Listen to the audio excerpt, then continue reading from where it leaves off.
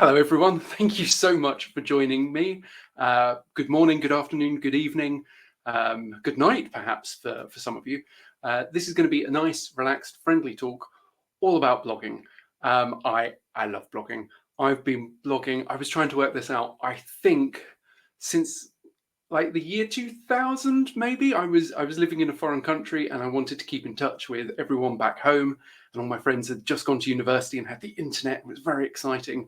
So I started writing a blog, effectively, just little updates on what I was doing, and I've not stopped. It's been the one thing that I've kept doing for I don't even like to think about how many years it is. So what I want to do is I want to transmit some of the love that I have for blogging into you and turn you all into amazing bloggers.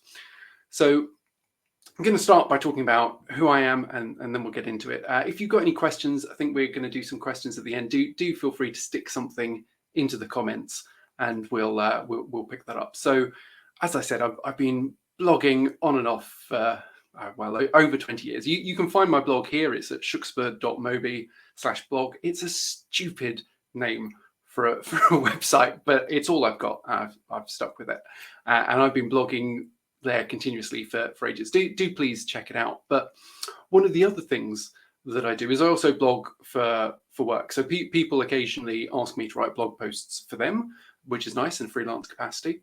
And occasionally my employers say, hey, we need to communicate something.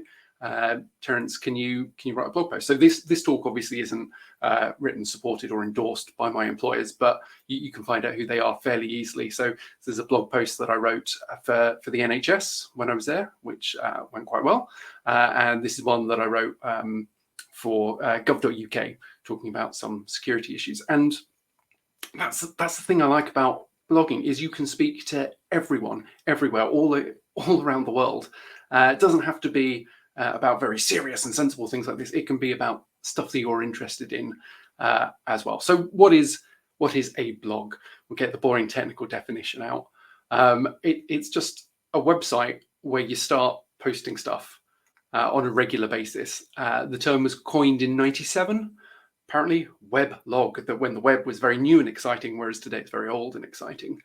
And then later people said, weblog, that's too many syllables. Let's just have blog. And thus blogging was born. But really, it's just a bit of the internet where you put your stuff. That's it. And even things like people call Twitter and Mastodon microblogs. That's rubbish. They're blogs. You're posting something, you're sharing something with the world. Now, you might not necessarily control the Twitter website. I don't think anyone controls Twitter anymore. But they are sites where you are posting content, so they're blogs. So chances are you might already be a blogger. Fantastic. This is the overriding message that I want to impart into your brains, that blogging is your present to the future.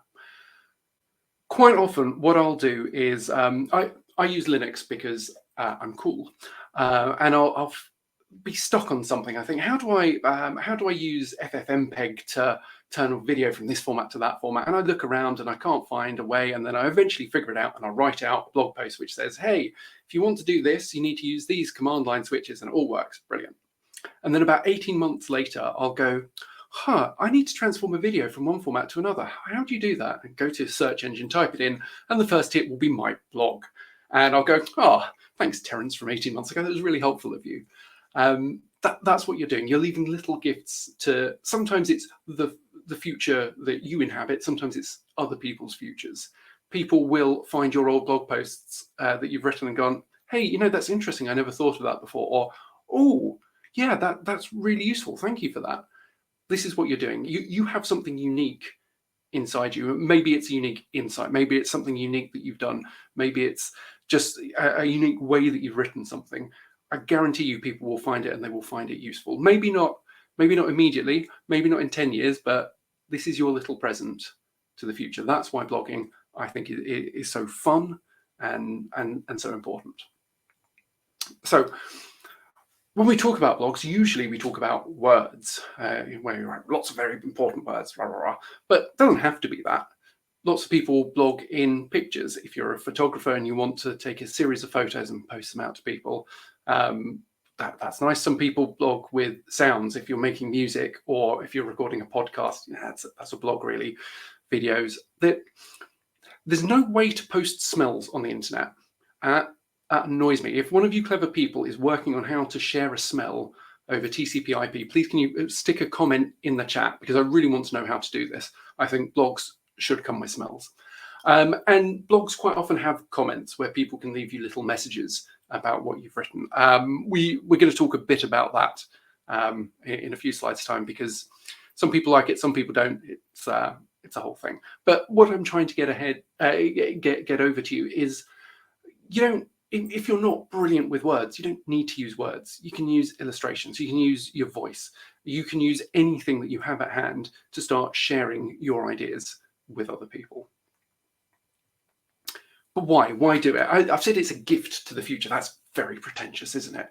Very pretentious. But for me, it's fun. I like having a thought, refining it, and working it into something coherent, and then sharing it with people and having them talk to me about what I've said. I just find it enormously fun and satisfying. It is also a bit of therapy. You know, sometimes when you think, why, this is so stupid, why can't I do, getting your anger out about a thing and writing about it, having a good old rant on the internet and then posting it, it's enormously cathartic. It's really good therapy. Entirely selfishly, blogging is probably quite good for your career. Being able to write well, write a coherent argument, not ramble, all these things that you will learn by blogging is a superpower to your career. And quite often people will ask you to talk about what you know. And that might be in a public forum, it might be a presentation like this, or it might be in a paper, it might be on a website. Knowing that you can write and write well and share your experience is a superpower. And it's also a great way for people to find you and know that you are halfway decent at what you do. Quite often when people interview you for a job, they will type your name into a search engine. So I've also put here SEO, search engine optimization. And I am not the only Terence Eden in the world. There used to be another Terence Eden who was at the top of Google before me, a Major Terence Eden, who was, I think, a soldier in World War I. He's been dead for a long time. He doesn't need to be top of Google. I need to be. I'm sure there are other people with your name. And when people search for you, you want to be right at the top. And the first thing that people are going to find about you is your excellent blog, where you talk about all the wonderful things you've done and all the interesting techie things and non-techie things you do. And that's why I think blogging is fantastic. I'm going to take a sip of water now, but what I'd like you to do is in the comments, just write about, if you're a blogger, why you blog, and if you're thinking about blogging, why you're thinking about blogging. So just stick it in the comments while I have a little.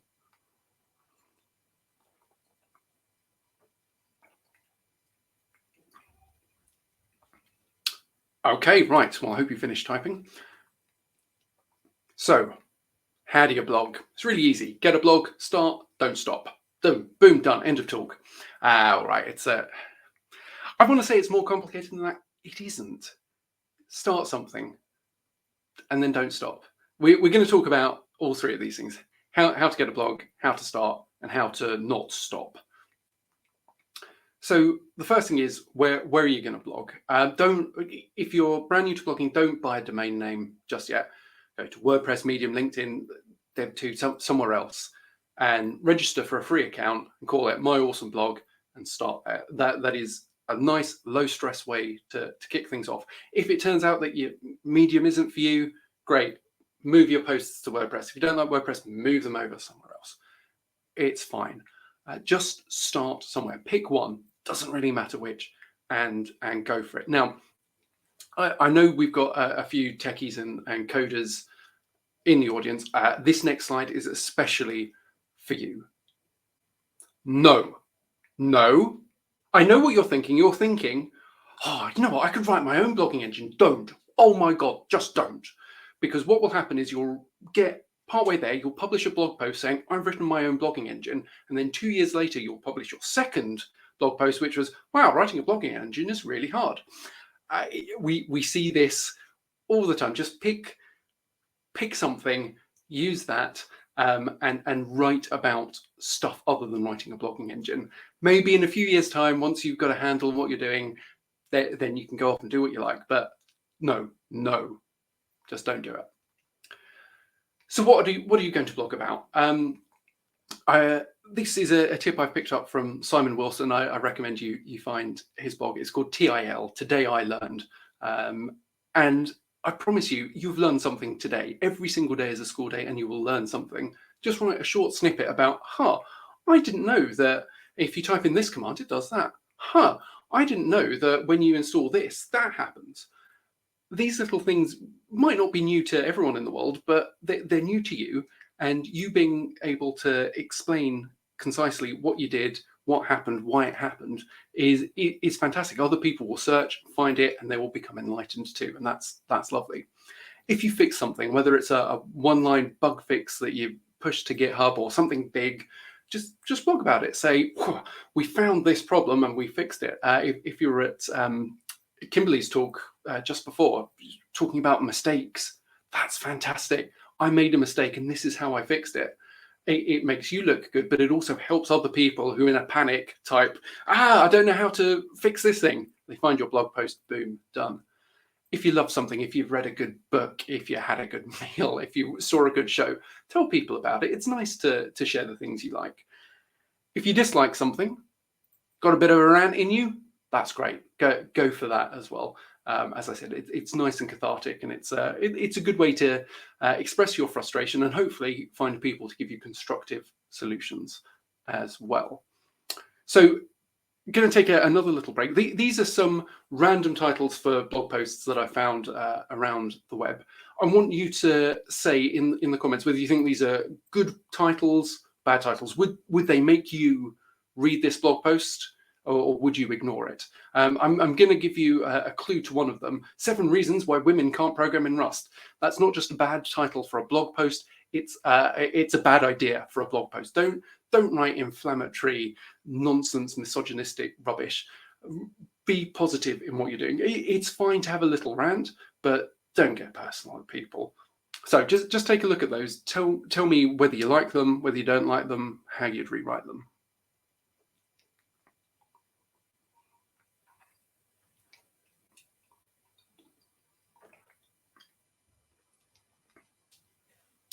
Okay, I'm going to move on. By the way, a couple of these are from my blog posts, so I'd be interested to see whether you like them or not.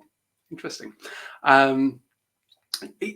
It's fine to write. I don't want to say it's fine to write clickbait, but it's fine to write a title for a blog post which draws people in. I think we're all probably sick and tired of the top 10 reasons why number 7 will shock you. It's a bit cliched, but it's okay to ask a question in a blog post title to grab the reader's interest to bring them in. So how do you maintain enthusiasm? You've been blogging for a bit. How do you get over that bit where you just go, my brain is empty, I've got nothing left to say? This is what I do. Some of these work for me. They might work for you. Let's try them and find out. The first is have a schedule. I like to write every single day. I carve out a little time where I write. I don't always publish every single day, but a little bit of time where I can sit down, type out my thoughts, and then I can look over it and go, that's a brilliant blog post. It's the best thing I've ever written, or that's rubbish. It can stay in the drafts forever. Have a theme. Theme Friday. Every Friday you will post about a good book that you've read. Authors love it when you share blog posts, reviews of their books. So great, do that. Nablo Pomo. It sounds a bit like Judoon from Doctor Who. It's not. It's National Blog Posting Month. Every November, people around the world commit to publishing 1 blog post per day, which sounds really intense, and it is, but it's a good way to just get you into the habit of doing things. You don't need to wait for November, but that's, if you want a community around you, that's a good time to start. Be curious. Stay curious about all the things you're doing. I talked about Today I Learned, but if you find something else on someone else's blog or on the internet and you think that's interesting, write a bit about it. Say, I found this thing. I think it's interesting because here it is. Oh, and by the way, here are my other thoughts on it. Just work out what it is that makes you interested, because the chances are someone else is going to be interested too.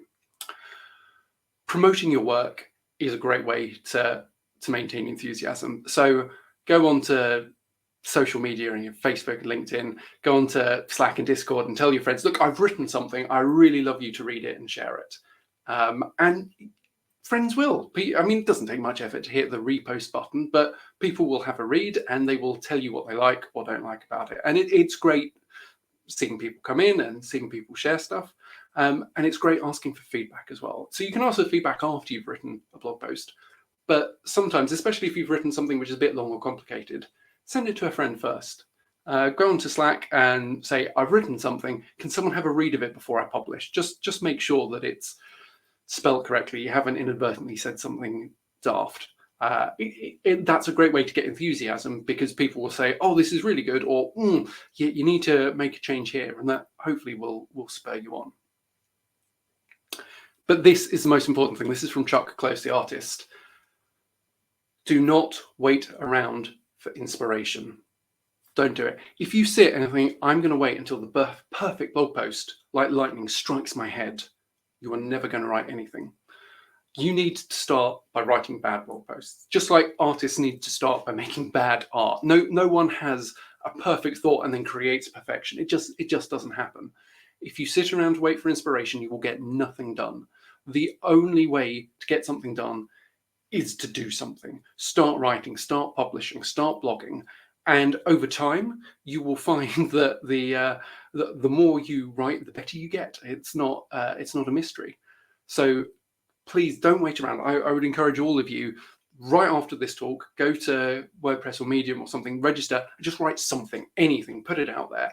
And then tomorrow, write something else. Don't sit around and wait for that perfect idea, because it'll never come unless you start exercising that your critical faculties for writing. So at some point you're going to get stuck. Maybe it's right at the beginning, maybe it's after a few years. These are some tips that I've picked up, and I hope they work for you. I look through my screenshot folder. I'm always taking screenshots of things because I've gone, that's a little bug, or that's interesting. Take a screenshot, maybe to share with someone. It's fine. Write a blog post about, I found this interesting bug in this app. Click, boom, here it is. I wonder what causes that. Blog post. If you've written a tweet or a thread and it's got more than like 4 or 5 shares, turn it into a blog post. Just expand it a little. Read a good book, read a bad book, seen a good movie, tell people about it. Talk to people about what interesting thing you found about it, and see if anyone else can recommend you things based on your preference. Has something happened in the industry? Has Apple released something that's got big implications for your industry? I want to know what you think about that. I mean, there are loads of analysts giving their great opinions, but you are working with this thing every day. What does it mean for you to have this thing happen to your industry? Have you made something? It doesn't really matter if it's great art, if it's a tiny little program. Just share what you made and share the evolution of what you're making. Don't wait for the finished article, because that'll never happen. Just share what you're doing. Show off to the world how clever you are, how interesting you are.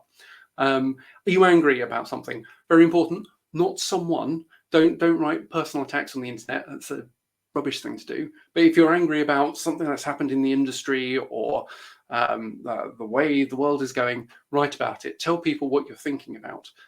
Get those ideas out there. See what you can share. Now, comments.